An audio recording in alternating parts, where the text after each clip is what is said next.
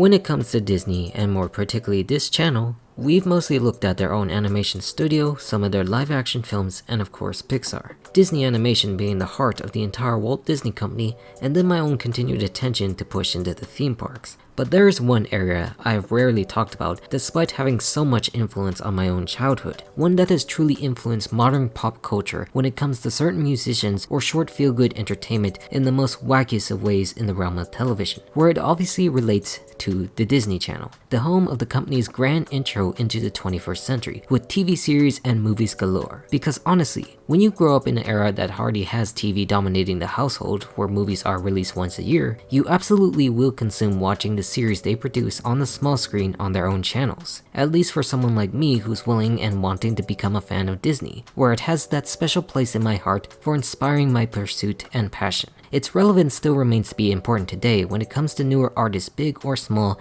in most entertainment cases, despite changing times when Disney Plus came back into the fold, focusing the efforts on this service while everyone cut back on cable TV, declining from 2 million viewership to only around 100,000 on average in the last 10 years. And speaking of that, I have not certainly watched Disney Channel itself in the last 10 years, focusing efforts on watching other social media platforms grow or change and TV channels become distant memories of the past. But those distant memories carry great nostalgia for where the company is today in terms of content, and is one I intend to revisit for this very video, where I just want to talk more about Disney TV shows that I grew up watching, with this particular one going through the period mostly from 2003 to the 2014 era of Disney Channel, and of course the partial history of why Disney Channel even exists today to what we know them as, growing and showcasing their traditional cartoons to creating their own small sitcoms. And now before we start, I also want to stress that this is mainly focusing on the particular shows I grew up with, what I liked about them, and influencing my own view into pop culture rather than its criticism to how stars end up being for the better or worse, or other negative attributes of certain shows for the portrayal of its characters. Because this is just not that type of video, and while it's very apparent I certainly disapprove of many things the company does behind the scenes, I want to share the positive attributes of their very stories that people have clearly enjoyed, the creative ideas that they have to present characters that we can love or relate to in some way, and how those attitudes created the popular stars that we see today. In terms of that, we should also say it was very impressive that the Disney Channel managed to be instrumental in developing or creating careers of several stars we see here today when we look at the likes starting with those like Miley Cyrus, who recently became a Disney legend in her own right, and then on with the Jonas Brothers, Selena Gomez, Demi Lovato, Zendaya, or more in recent times of Olivia Rodrigo, Sabrina Carpenter, and Jenna Ortega. Still crazy to think in some way to this day that stars of my generation or the generation that preceded it were developed from the Disney Channel machine. Its influential role in the modern era to shape our current media still remains to be impressive and impactful as it constantly evolves, just like how Disney themselves influenced culture way back in the mid 20th century with animated movies, theme parks, and original TV shows of its era. And this is just my ultimate tribute to that, as to what comes next in the chapter of entertainment now taking shape as one page of history finally closes, ending this own era. Well, maybe not quite yet as of this recording, but the evidence is clear as day to where we are headed instead and how that continues to grow. So without further ado, it's now time to revisit the nostalgia of our youth in the Disney Channel. So let's just start back at the very beginning, maybe even way back before it clearly existed within Disney's own entrance into the world of television. Because as most people know, I'm clearly a fan of bringing up older Disney moments of the past, since that is clearly better than newer Disney in terms of creative content. As most people have known, Walt Disney was always a pioneer, pushing for new innovation in the industry when it came to his interest in animation, movies, and eventually theme parks. And starting in 1950, Disney would start moving into television as they did their first live-action film, using the new medium to promote other works like their 1-hour special in Wonderland, where it had Walt Disney himself hosting, featuring the actors from Alice in Wonderland as it would come out the following year. And from that project, it grew the belief of television as a powerful way to promote upcoming projects like Disneyland itself that ABC agreed to fund with a program to promote it under the same name. Walt Disney here again became the host, guiding the public to what to expect from these lands of his theme park, with an anthology of a different series of subjects including the likes of Davy Crockett as the one of Frontierland. The one big special series that exploded in popularity during its own time, with the theme song garnering millions of fans across the nation, with the merchandise of the coonskin cap recaps themselves spreading like wildfire. It proved how powerful television was when it was able to capture everyone's attention in their own homes, leading up to the opening of Disneyland itself that remains to be a staple of pop culture and all theme parks to this very day. The special live broadcast on July 17, 1955 was estimated to have about 90 million people tune in to see the opening celebration, solidifying its importance that would remain for years. Which, to remind you, that estimated broadcast viewership can only be rivaled by the Super Bowl themselves nowadays. This would transform into the wonderful world of Disney overall, with Walt himself still there presenting a variety of subjects, whether it be animated cartoon specials teaching the art of animation, or other ideas among miniseries of historical or fantasy figures, or also speaking of the relevance of the time, promoting the future like Man in Space. The opportunities are said to be endless for them when they can show people upcoming projects or related content of any type, which was the situation for many years, having this one special place for Disney TV to exist on ABC or the other networks it aired on as time moved on. And with that came the rumblings from executives back in the 70s pitching ideas of the knowledge of what if Disney had its own network, consisting of a plethora of entertainment from their own TV show that they already produce and movies and shorts. But that exactly wasn't on their mind quite yet, as they were more focused on finishing legacy projects of Walt's, making Epcot Center a reality finally, and of course other theme park pursuits as they made deals in the East with the opening of Tokyo Disney, while their animation department on the other hand started to suffer a bit in its wobbly dark period. And so under the short era of the leadership of Disney CEO Ron Miller, Walt Disney's son-in-law, Disney Channel was finally born in 1983 as a premium family channel with its first ever program at 7 AM titled Good Morning Mickey, an original show showcasing their old shorts. Where here in the early days of the Disney Channel, it just consisted of these type of programs that feature what Disney already had, as you would actually assume, when it came to movies or shows, and interviews with various Disney legends over the years of where they started and reflecting of the growth of Disney in the present.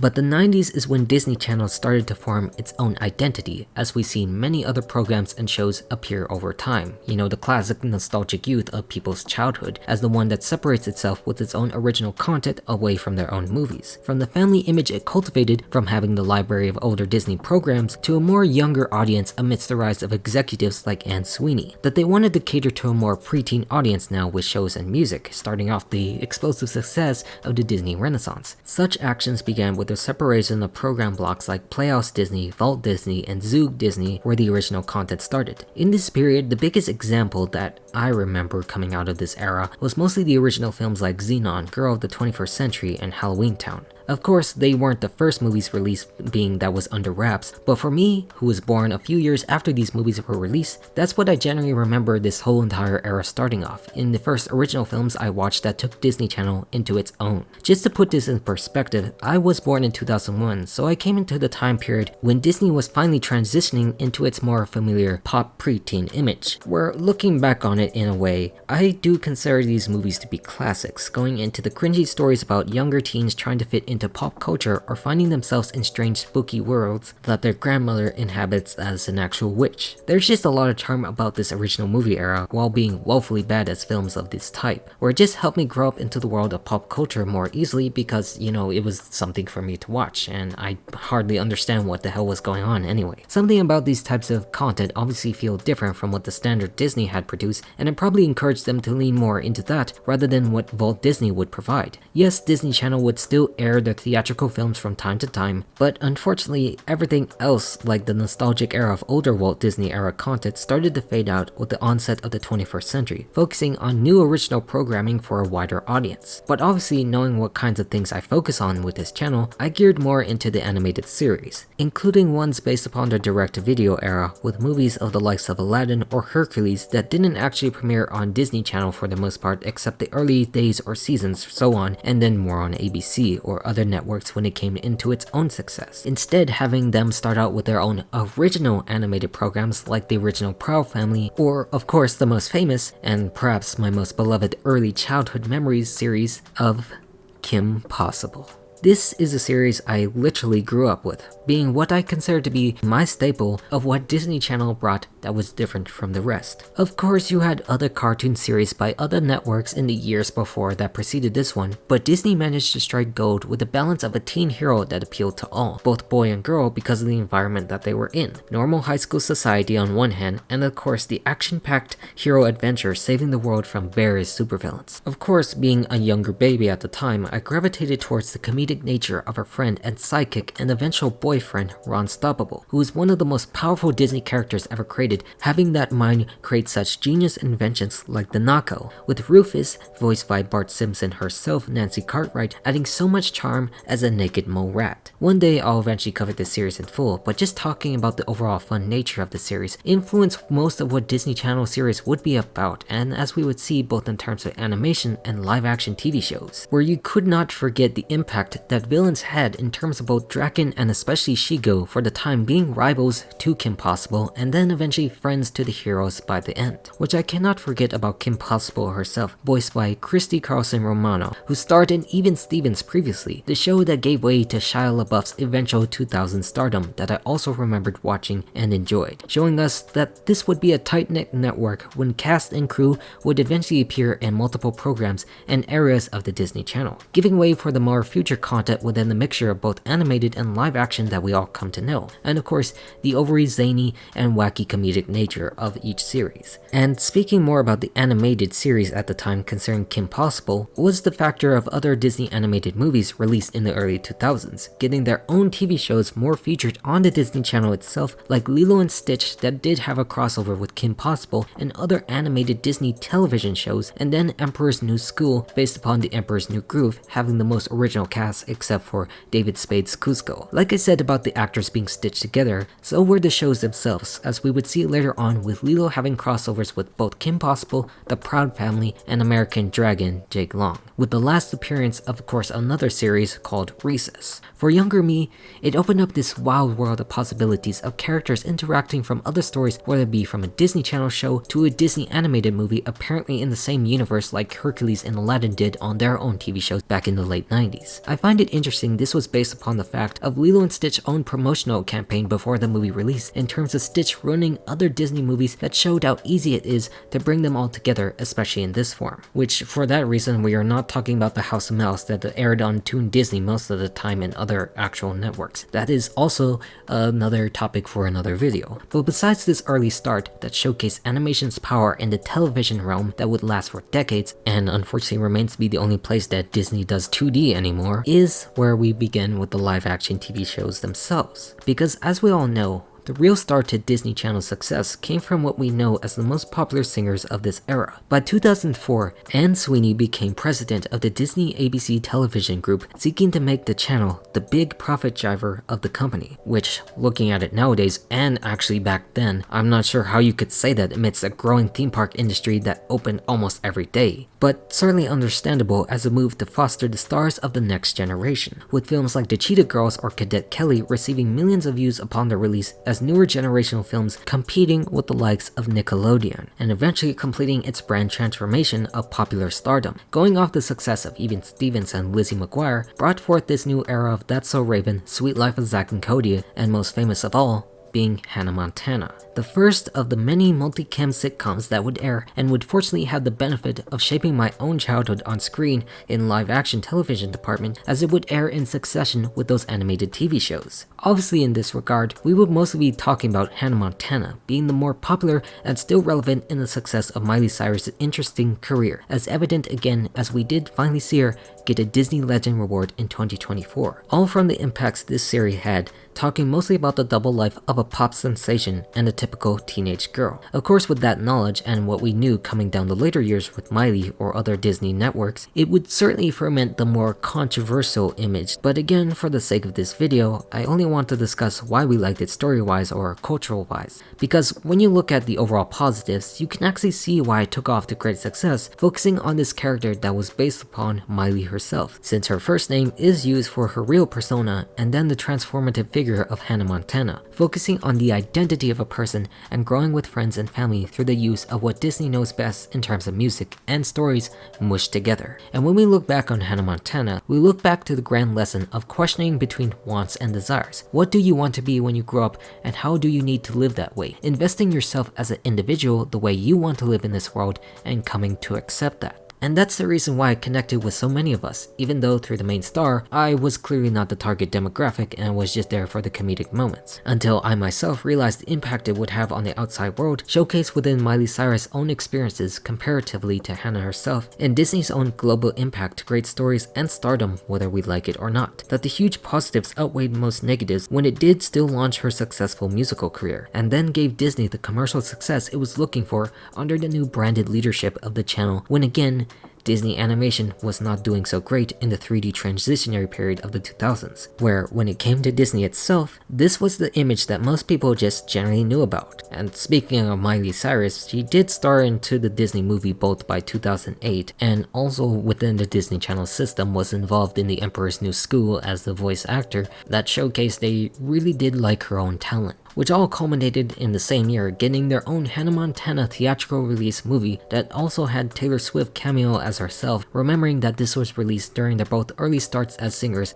which kinda made this movie a sort of stepping stone that is representative of the eras before and after of where the singers are in the present day. But for me personally, the show I gravitated towards the most was of course The Sweet Life of Zack and Cody, one of my top 10 favorite Disney Channel shows to this date, focusing on the lives of the twins played by the then younger Dylan and Cole Sprouse on their wacky adventures throughout the Tipton Hotel in Boston. Because what more can you ask for what it has with the cast of Ashley Tisdale as the candy counter girl, Maddie Fitzpatrick, Brenda Song as London Tipton, Wilfred's teen daughter who loves being rich and not smart, Kim Rose as Carrie Martin doing her best to be a single mom raising the active boys, and of course most importantly above all, Phil Lewis as Marion Mosby, the most iconic Disney character beyond the movies themselves, relating to us all as we age as the hotel's manager dealing with the ruckus the boys cause on a daily basis, and frankly raising London since her real father is rarely around as a businessman. And believe me when I say this cast is probably the most excellent out of all other Disney Channel shows I have ever seen, where I still stand by that today because of the fact it was just so chaotic. It was a show that balanced itself well in a way between comedic fun and serious situations at times when you take the mature smart Cody and the rebellious Zack living life to the fullest that they know best. Although not the type of series like Hannah Montana to make a huge cultural impact, it nonetheless became a staple of the fun we had within our own youth with the Disney shows. Whether it be both in the hotel, at school, or in a park, they just found a way to entertain themselves, and that's the goal any great character of a show should achieve, just like the side ones of Esteban and Arwen, and plenty more when it got its own sequel series in the future, Sweet Life on Deck, expanding on the world as a worthy successor to its own popularity. Of course noting that the stars of that very show would then get their own shows in the future. Also like Lilo and Stitch, it was a great crossover series show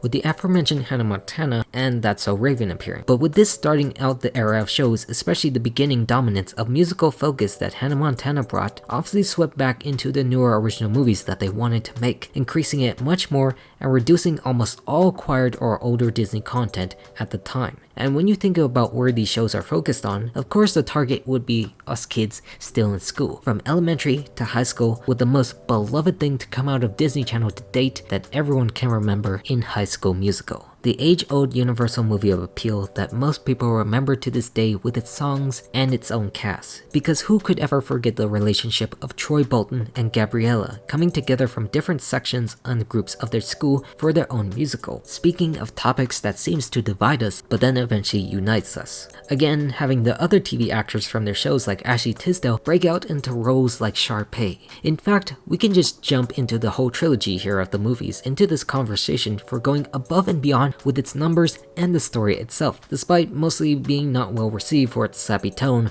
or coming off comparatively for other fans of musicals. But then again, who cares about that talk, because over the years it accumulated over 200 million views of those who have watched the movie across time, with the second one being one of the highest rated broadcasts on the Disney Channel itself to this day. I mean, like most others, I am a fan of the second one with its own music and the setting you can easily get down to this very day, including when Troy decides to sing on a golf course. its enduring popularity allowed us to close out with the last film being a theatrical movie too, culminating into its high point of a teen's life before heading off into the world with senior year, praised as one of the best and the most emotional time you can have, grossing over $252 million on just a $30 million budget. It is one of the most iconic modern Disney franchises that has been ever produced, later getting spin-offs and future series that I really haven't cared to watch honestly. But then again, its impact with future musicals, both in and out of Disney Channel shows or movies, just cannot be understated. This launched forth a new era of musical dominance of Disney when you think in regards to how the Jonas Brothers also launched their own careers, appearing on their own show, doing music in some of the other Disney movies themselves,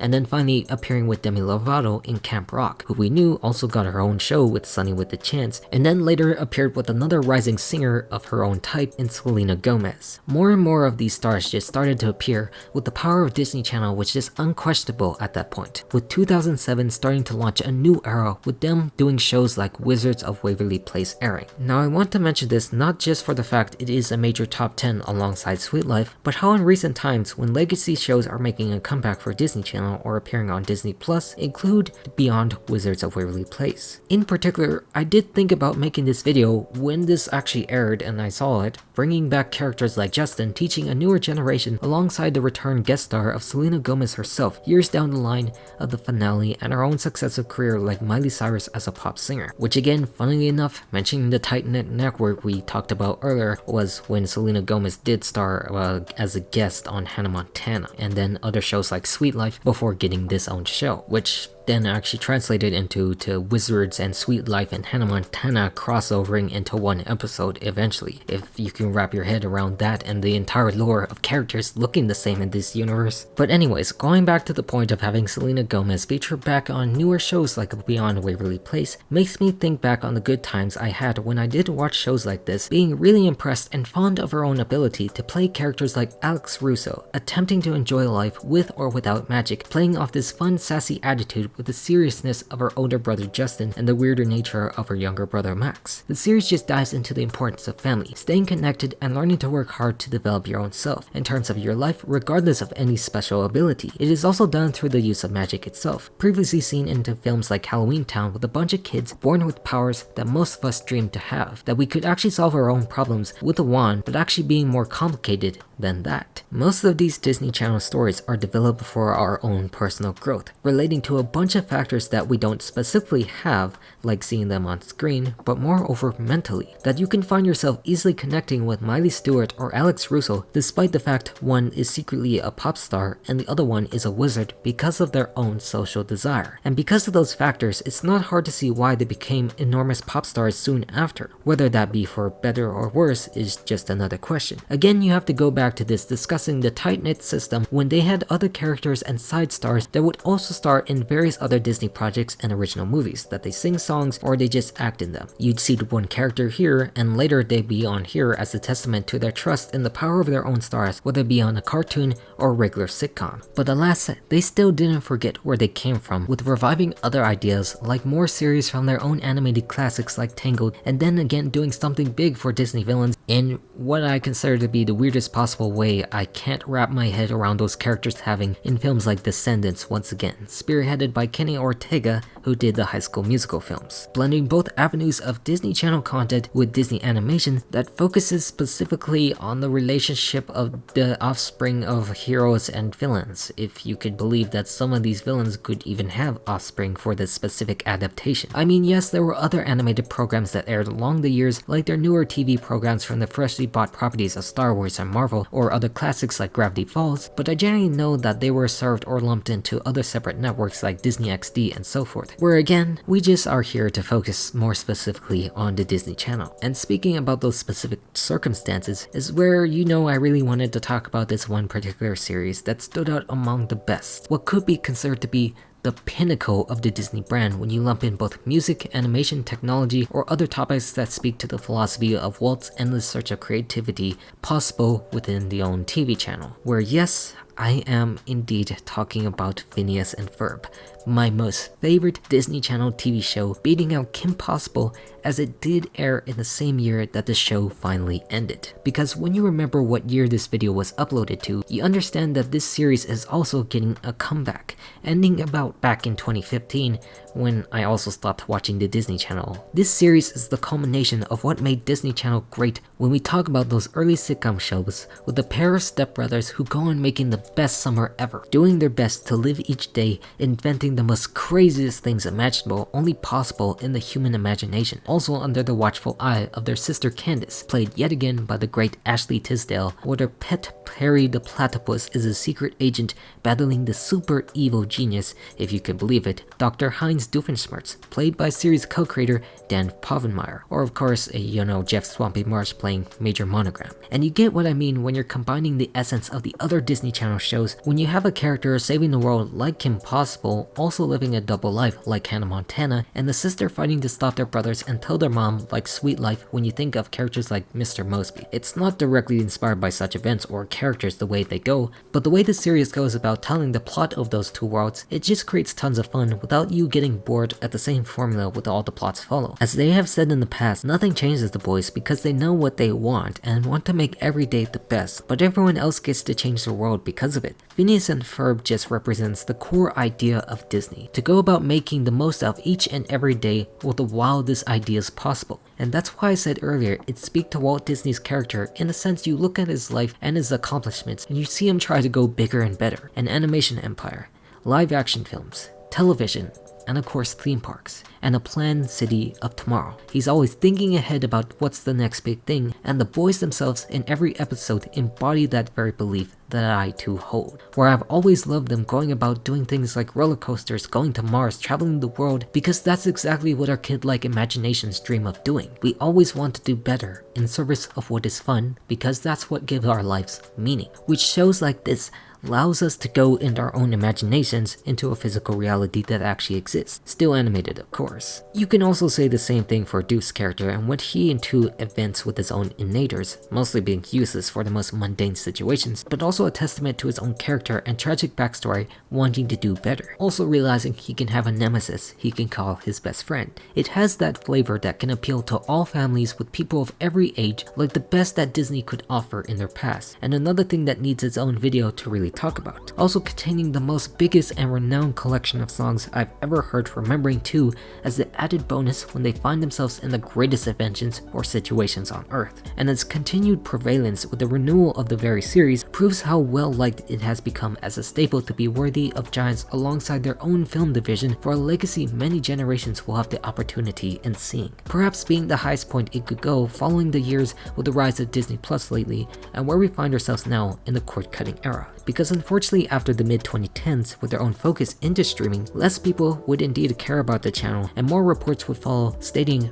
where would Disney go next. Yes, in the mid-years before the rise, they still would produce more newer content that gave way into the modern era with the likes of my own generation, but who's to say what is next for it to follow? Clearly at the end of another era, with Disney's channel legacy of pop culture dominance producing the biggest stardom machine on this planet with icons of reality and fiction. Sure, we may live in its legacy period bringing back sequels of older shows or even premiering their newer movies or original TV shows on different platforms to continue with the likes of others like zombies or so forth, but we can sure say its time is almost over. At least for someone like me who grew out of that phase of content and has sought other things in my own life for my own growing interest, holding out this fond period with high regard that most of us did enjoy watching. Because there is so much more that was on here that I haven't even begun to talk about, where many of you might gladly share in its memory for a good reason. But maybe I'm also wrong about my legacy statement. They can come back in another way where they could still prove with the opportunities that are still out there to create something great, but the focus I know this company wants is moving on to greener pastures that we will see where it leads. All I know for certain is that I certainly had fun with these shows and will make it a go to praise both its good and lambast its very bad, for it's part of this wacky, wonderful world of Disney that we all love and hate at the same time. And that's all I have to say. I'm all done now, and you've been revisiting the Disney Channel.